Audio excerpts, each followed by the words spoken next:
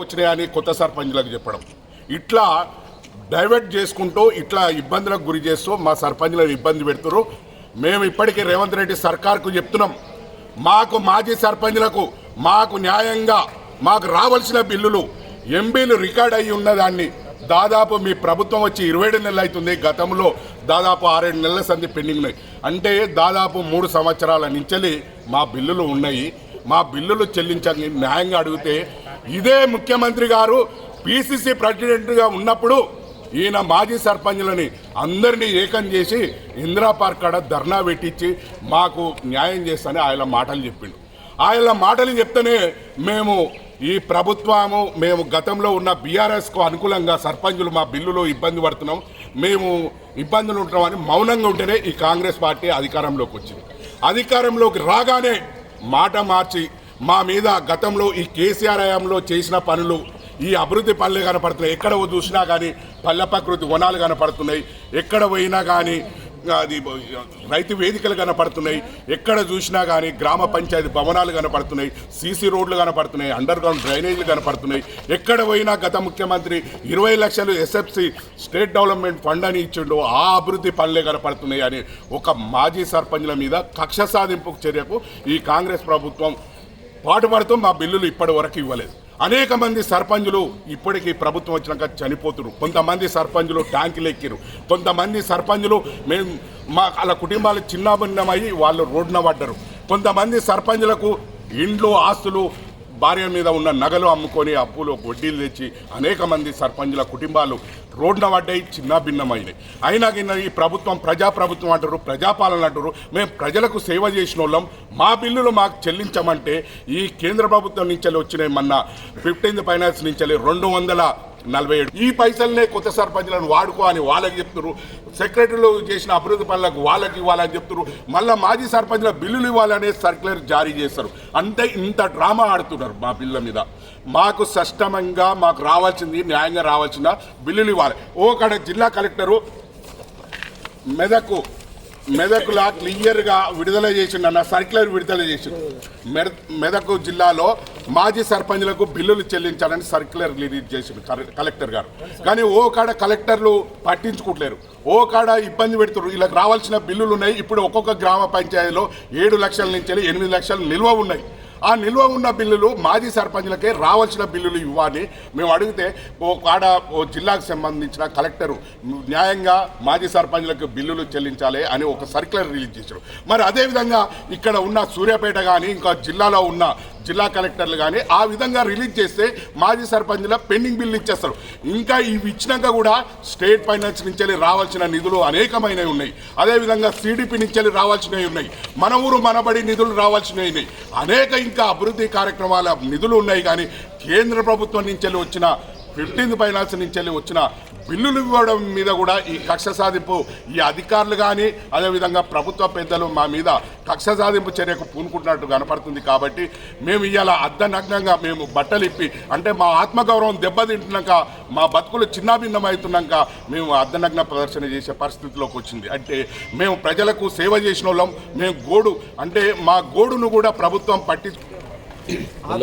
మండల్ పాతర్లపాడు గ్రామ పంచాయతీ నేను అభివృద్ధి పనులు చేసిన నాకు ఆన్లైన్ ద్వారా ఏది ఎంపీడీఓ డిపిఓ కలెక్టర్ ద్వారా వచ్చిన లెటర్ ఇది. నాకు 2023-24 నుంచి నిధుల నుంచి క్రీడా ప్రాంగణం పాహరిగోడ చుట్టూ కంపౌండు అలాగే బతుకమ్మ ఘాట్లు ముత్యాలమ్మ గుడి టెంపుల్ అన్నిటికీ నాకు పెండింగ్ బిల్లులు ఇవ్వాలి. కలెక్టర్ గారికి ఎంపీడీఓ డిపిఓ గారికి అడిగిపోతేనేమో ఎంపీడీఓ గారి పేరు చెప్తున్నారు, ఎంపీడీఓ గారికి పోతేనే ఎంపీఓ అంటుండు, కార్యదర్శి కాడికి పోతేనేమో ఎంపీఓ చెప్పంటుండు. నాకు ₹1 బిల్లు రాలేదు. నాకు 12,66,000 రావాలి. దీంతో పాటు నేను పల్లె దవాఖాన కట్టాను. పల్లె దవాఖాన కడితే టెండర్ ద్వారా కడితే పల్లె దవాఖానకు నాకు ₹7 లక్షల రావాలి టీఎంఎస్సి దాని నుంచి టీఎంఎస్ సైడ్ నుంచి.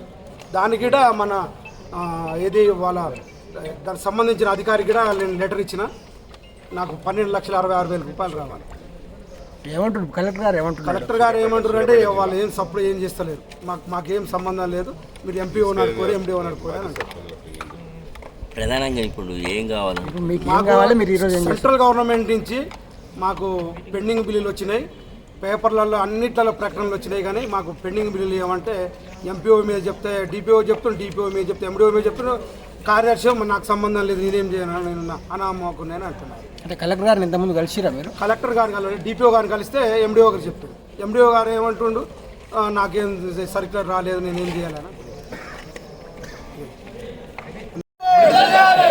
అభివృద్ధి పనులు చేసిన మాజీ సర్పంచ్ పెండింగ్ బిల్లు వెంటనే, మాజీ సర్పంచ్ పెండింగ్ బిల్లు వెంటనే, మాజీ సర్పంచ్ పెండింగ్ బిల్లు వెంటనే, మాజీ సర్పంచ్ల పెండింగ్ బిల్లును, మాజీ సర్పంచ్ల పెండింగ్ బిల్లును, గ్రామాలలో అభివృద్ధి పనులు చేసిన సర్పంచ్ల పెండింగ్ బిల్లును, ప్రభుత్వం మండి వైఖరి, ప్రభుత్వం మండి వైఖరి, ముఖ్యమంత్రి రేవంత్ రెడ్డి మండి వైఖరి, ముఖ్యమంత్రి రేవంత్ రెడ్డి వైఖరి, పంచాయతీరాజ్ మినిస్టర్ సీతక్క మండి వైఖరి, పంచాయతీరాజ్ మంత్రి సీతక్క మండి వైఖరి, పంచాయతీరాజ్ కమిషనర్ మండి వైఖరి, పంచాయతీరాజ్ అధికారుల మండి వైఖరి, పంచాయతీరాజ్ అధికారుల మండి వైఖరి, కేంద్ర ప్రభుత్వం నుంచి నిధులు విడుదలైన నాటిని కేంద్ర ప్రభుత్వం నుంచి మాజీ సర్పంచ్ల పెండింగ్ బిల్లును, 15th ఫైనాన్స్ నుంచి రిలీజ్ అయిన పెండింగ్ బిల్లును, కేంద్ర ప్రభుత్వం నుంచి 15th ఫైనాన్స్ నుంచి అయిన పెండింగ్ బిల్లును, మాజీ సర్పంచ్ల పెండింగ్ బిల్లును,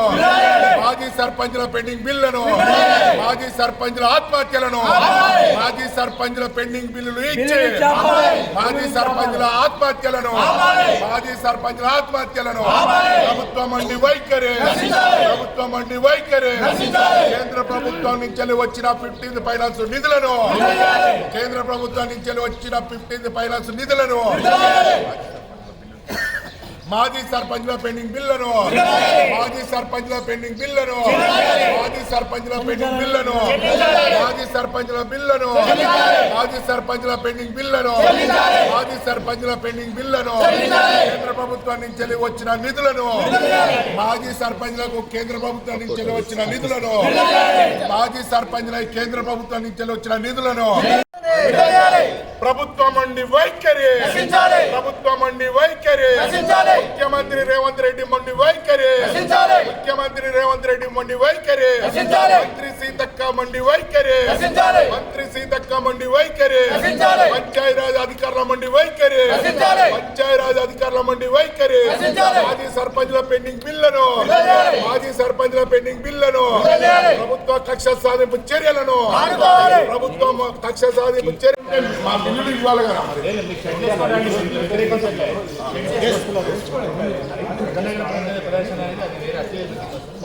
అశ్లీల ప్రభుత్వం ఎన్నిక ఇచ్చేది పోయింది. నేను మా పిల్లలు